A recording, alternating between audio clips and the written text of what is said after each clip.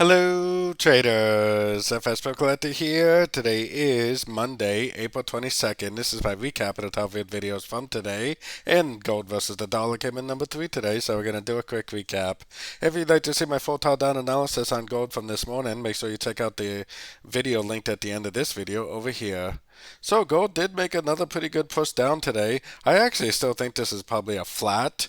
Most likely this is 3 waves down, A, B, C, A. Most likely this is 1, 2, 3 waves up for an A, B, C, or B. Now it looks like it's forming a 5-way pattern. So a 1, 2, 3, 4, 5. I would definitely keep an eye on this 100% Fibonacci level right around the 2310 area. If we get a break of structure there, then that would definitely tell me this is a wave C. And at that point, I would definitely go long again for the continuation of the uptrend.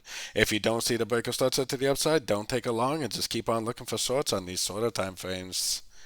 So don't forget to join my free Discord group, link down here in the corner, and don't forget to check out my membership program that gives you access to the daily live trading sessions and access to my swing trade setups by signing up at my website, fxpipcollector.com.